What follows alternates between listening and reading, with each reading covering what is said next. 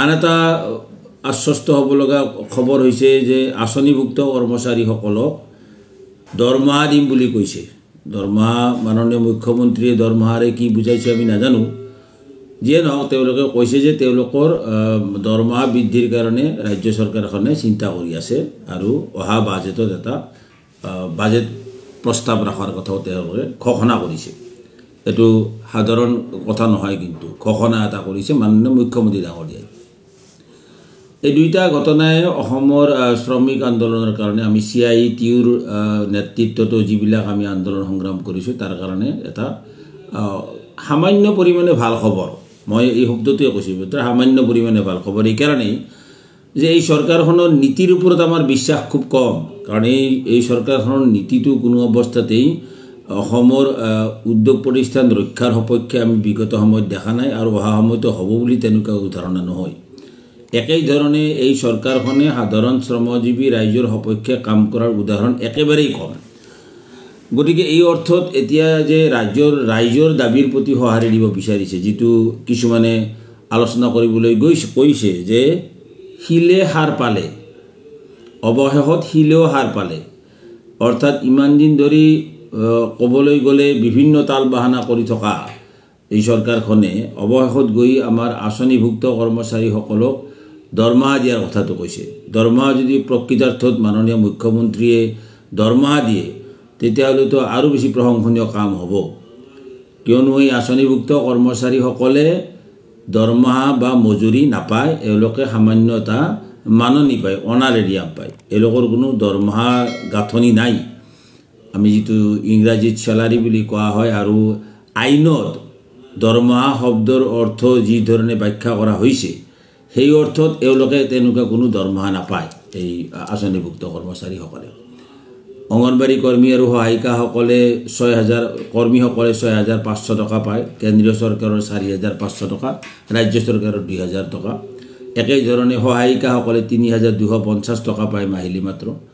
ৰন্ধন কৰ্মচাৰীসকলে 1,500 টকা পায় মাহিলী মাত্ৰ আৰু আশা কৰ্মীসকলে 3,000 টকা পায়, তাকো বিভিন্ন কণ্ডিশ্যনত চৰ্ত সাপেক্ষ। 2,000 টকা কেন্দ্ৰীয় চৰকাৰৰ, ৰাজ্য চৰকাৰে 1,000 টকা দিম বুলি কৈছে, তাকো এইটো আৰু ক'বলৈ গ'লে কৰ্ম উদ্যমতা বঁটাৰ মানে উৎসাহজনক বনাছৰ দৰে আৰু ইনচেণ্টিভ নিচিনাকৈ টোটেল মিলি পেলাই 3,000 টকা পায়। আৰু বৰ্তমান মূল্যবৃদ্ধিৰ প্ৰেক্ষাপটত এই আঁচনিভুক্ত কৰ্মচাৰীসকলে চৰকাৰী সেৱা আগবঢ়াই আছে নিজৰ পকেটৰ ধন খৰচ কৰি পেলাই। কাৰণ তেওঁলোকে যি অন্যান্য মহিলা হিচাপে তেওঁলোকে যিখিনি খাদ্য খাব লাগে, তেওঁলোকৰ যি কাপোৰ কানি, তেওঁলোকৰ যি আচৰণ, তেওঁলোকৰ অহা যোৱা খৰচ, অন্যান্য খৰচ, এই সকলো মিলি পেলাই তেওঁলোকে চৰকাৰৰ পৰা মাননি ধনেৰে এই ধন মিটাব নোৱাৰে। প্ৰকৃতাৰ্থত ক'বলৈ গ'লে আজি ICDSত কাম কৰা অংগনবাড়ী কৰ্মী সহায়িকা, NHMত কাম কৰা আশাসকল বা মিড ডে মিলত কাম কৰা ৰন্ধন কৰ্মচাৰীসকলে নিজৰ পৰিয়ালৰ সহায় নহ'লে এই আঁচনিৰ কামখিনি সেৱাখিনিও আগবঢ়াব নোৱাৰে। কিন্তু আজি এওঁলোকক দীৰ্ঘদিন ধৰি তেওঁলোকে দাবী কৰি আছিল যে ভাৰতবৰ্ষৰ বহু ৰাজ্য চৰকাৰে সামান্য পৰিমাণে হ'লে তেওঁলোকক সহায় দিছে, যে অসম চৰকাৰো দিব লাগে। তেওঁলোকৰ বেছিভাগৰে দাবী কৰিছিল 10,000 টকা পৰ্যন্ত সৰ্বনিম্ন হ'ব লাগে, মানে মাহিলী অন্ততঃ 10,000 টকা তেওঁলোকে পোৱা উচিত মাননি হিচাপে, দৰমহা বা মজুৰিৰ প্ৰশ্ন নহয়। এতিয়া মাননীয় মুখ্যমন্ত্ৰীগৰাকীয়ে দৰমহাৰ কথা কৈছে, খুব ভাল কথা। দীৰ্ঘদিন ধৰি দাবী কৰি থকা হৈছে যে এওঁলোকক তৃতীয় অথবা চতুৰ্থ বৰ্গৰ কৰ্মচাৰী হিচাপে গণ্য কৰি ৰাজ্য চৰকাৰৰ তৃতীয় অথবা চতুৰ্থ বৰ্গৰ কৰ্মচাৰী পোৱা সমাহাৰৰ দৰমহা এওঁলোকক দিব লাগে। এই দাবী যদি মাননীয় মুখ্যমন্ত্ৰীয়ে অৰ্থ কৰিছে, যদি তেখেতৰ এই ঘোষণাৰ অৰ্থ হৈছে, তেতিয়াহ'লেতো আমি খুবেই আৰু বেছি আশ্বস্ত হ'ম। আশা কৰিম যে এই ধৰণৰ কামেই কৰিব। কিন্তু যদি সেইটোও নকৰে, অন্ততঃ বাজেটত এওঁলোকক এইসকল আঁচনিভুক্ত কৰ্মচাৰীক মাননীয় মুখ্যমন্ত্ৰীয়ে ঘোষণা যি ধৰণে কৰিছে, এই ঘোষণা যাতে কাৰ্যকৰী হয়। আমাৰ সন্দেহ আছে, আমাকতো দেখিবই নোৱাৰে মাননীয় মুখ্যমন্ত্ৰীগৰাকীয়ে CITUৰ সংগঠনৰ পৰা আঁতৰি যাব লাগে, CITU কৰিলে বোলে বেয়া হয়, CITU কৰিলে অমুক হয়। কাৰণ CITUৱে ন্যায্য ডিমাণ্ড দাবীবিলাক কৰি আছে লিগেল পইণ্টত। CITUৱে উত্থাপন কৰা দাবী এটাও মাননীয় মুখ্যমন্ত্ৰী হওক বা অসম চৰকাৰৰ কোনো বিষয়ে আজিলৈকে অস্বীকাৰ কৰিব পৰা নাই বা ক'ব পৰা নাই যে you are demanding illegal demand.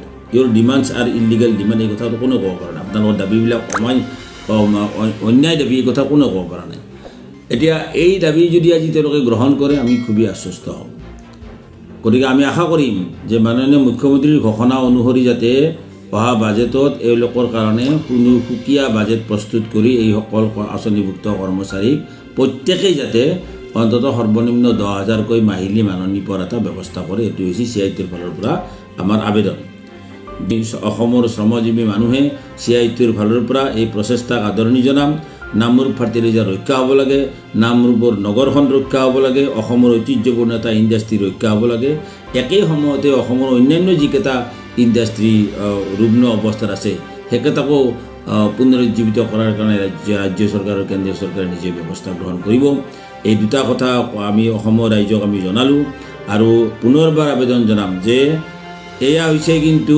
জনসাধাৰণৰ সচেতন জনসাধাৰণৰ গণতান্ত্ৰিক প্ৰতিবাদৰ প্ৰতিফলন এয়া চৰকাৰ আজি ৰাজ্যৰ এই দাবীৰ প্ৰতি আজি তেওঁলোকে সঁহাৰি দিবলৈ বাধ্য হৈছে আৰু আঁচনিভুক্ত কৰ্মচাৰীসকলক আমি সংগ্ৰামী অভিনন্দন জনাম তেওঁলোকে সচলত 22 দিন ধৰি দিনে নিশাই আন্দোলন কৰিছিল অংগনবাড়ী কৰ্মী সহায়িকাসকলে ৰন্ধন কৰ্মচাৰীসকলে আন্দোলন কৰি আছে আশা কৰ্মীসকলে আন্দোলন কৰি আছে এই মহিলাসকলৰ প্ৰতি তেওঁলোকে সাংঘাতিক ধৰণৰ এটা নিৰ্লিপ্ত অৱস্থাত আছিল একেবাৰে কোনো কথা শুনা নাছিল আজি মাননীয় মুখ্যমন্ত্ৰীয়ে কৈছে যে আমি তেওঁলোকৰ কাৰণে দৰমহাৰ কথা ঠিক কৰি আছোঁ এয়া খুবেই আদৰণীয় এয়া কাৰ্যকৰী হওক আমি আশা কৰিম এই কাৰ্যকৰী ব্যৱস্থা হাতত ল'ব কিন্তু লগে লগে CITয়ে এটা সংগ্ৰামী শ্ৰমিক সংগঠন হিচাপে এই কথাও কম ফেব্ৰুৱাৰীৰ 1 তাৰিখে ৰাজ্য চৰকাৰে প্ৰস্তুত কৰা বাজেটৰ মাধ্যমত যদি আঁচনিভুক্ত কৰ্মচাৰীসকলৰ এই ঘোষণা মতেই বাজেট প্ৰস্তুত আপোনালোকে নকৰে তেতিয়াহ'লে কিন্তু স্বাভাৱিকভাৱেই অসমৰ 2,71,000 আঁচনিভুক্ত কৰ্মচাৰীক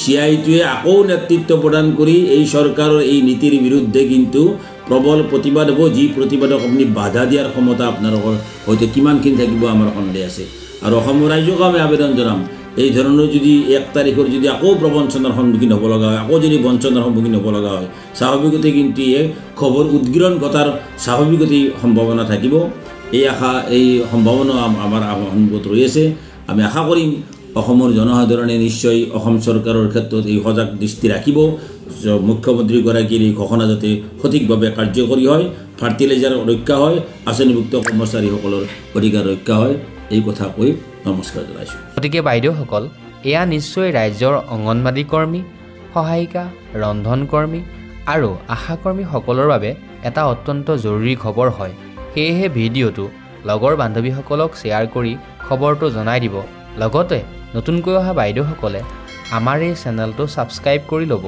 ধন্যবাদ জয় আই অসম।